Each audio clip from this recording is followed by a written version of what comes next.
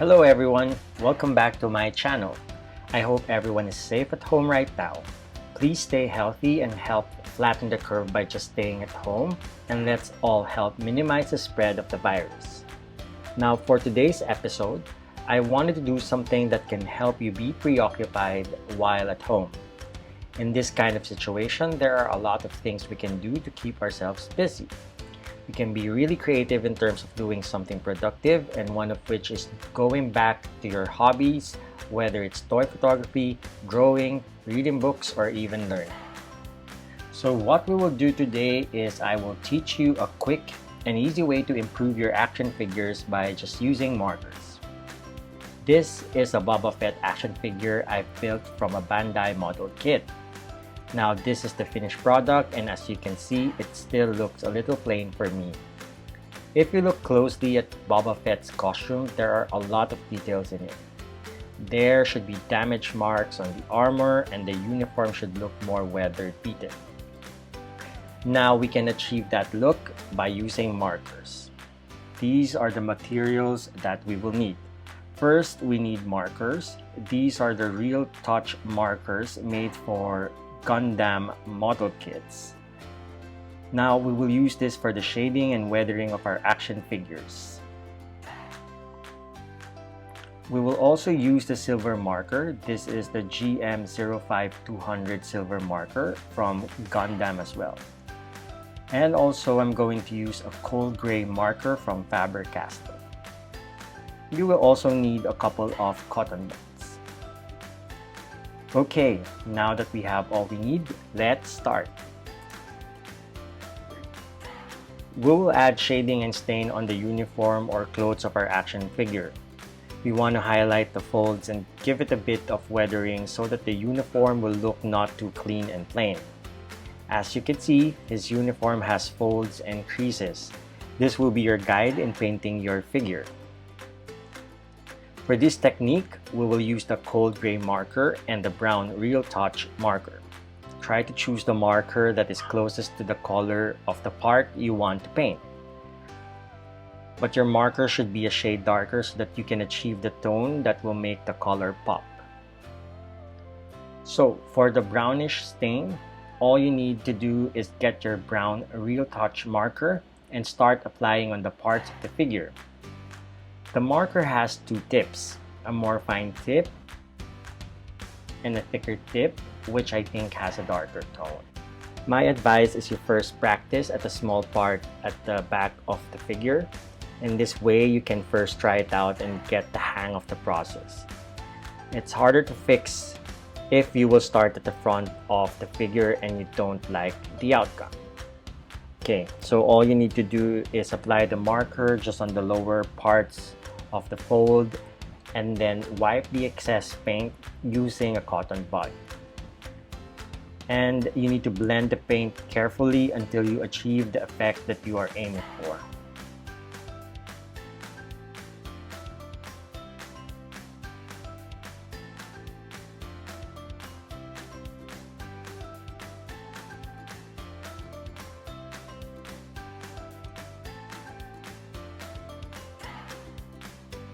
Notice how I am applying the paint only on certain parts of the figure that I want to stain. And then I just blend it again.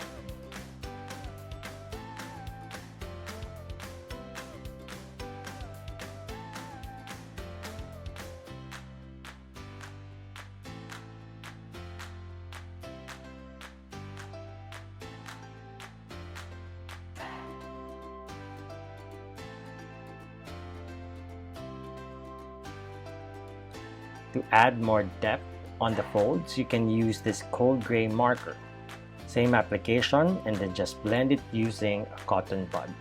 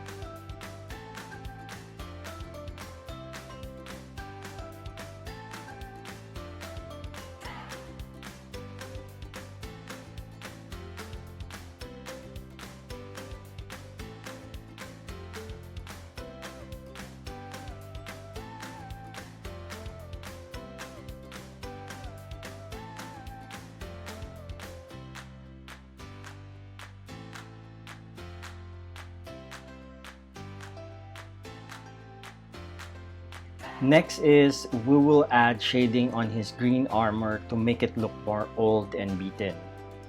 You can make the armor pop out by doing this process. You will use the green Real Touch marker, and similar process applies. Just paint the corners of the armor and then blend it well with your cotton buds.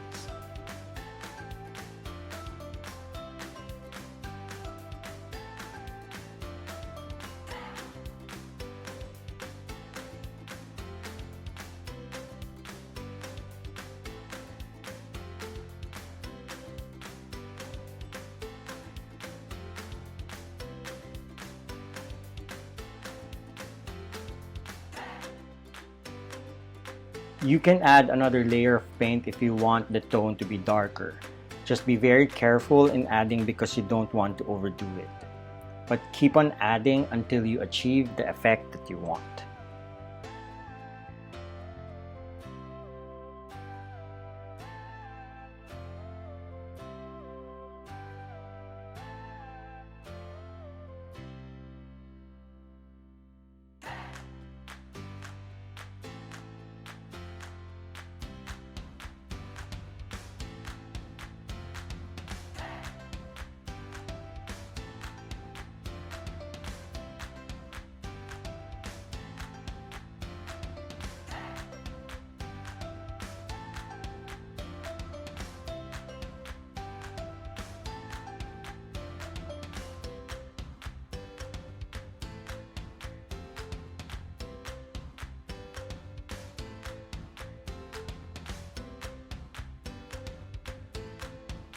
Now you can clearly see the difference between the right side, which is our shaded armor, versus the left side, which is the armor that we haven't shaded yet, which looks very plastic and plain. Now the goal is to make the armor look as weathered as possible. For other parts of this armor, you just need to choose the closest color. In this case, I am using a yellow marker, and then apply the same process until you achieve the look that you want.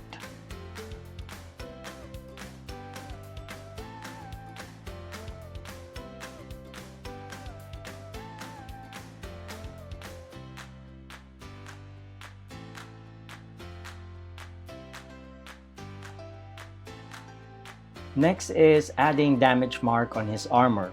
If you pay close attention to his armor, it has a lot of weapon damages around his breastplate and armor that exposes the silver part of his gear, which is supposedly covered by the green paint.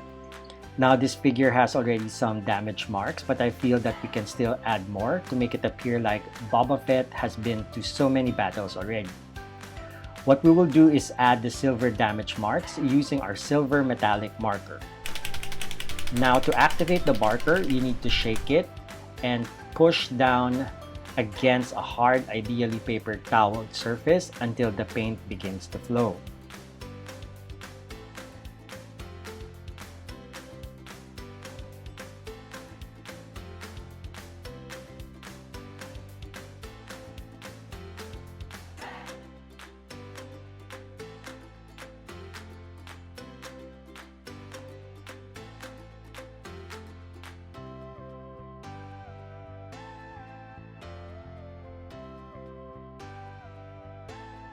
Now when I make a mistake, I just use a cotton buds dipped in rubbing alcohol to remove the excess paint.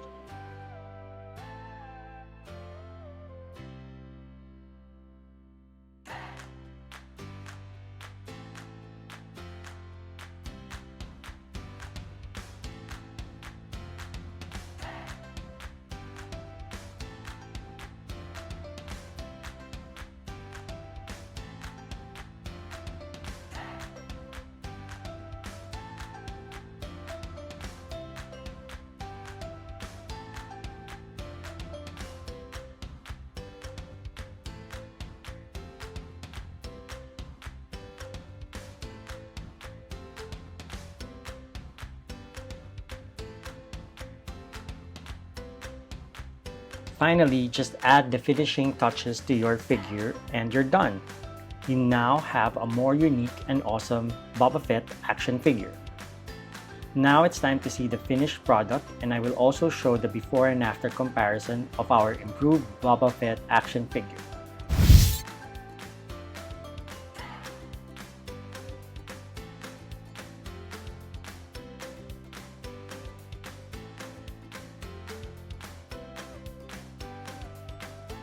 Okay guys, that's it for now. I hope you learned a lot from this quick tutorial. If you have questions, feel free to ask me by commenting them down below. Also, please like this video and subscribe to my channel for more outside the box review and tutorials from me, Nendoboy. Hope to see you guys on my next video.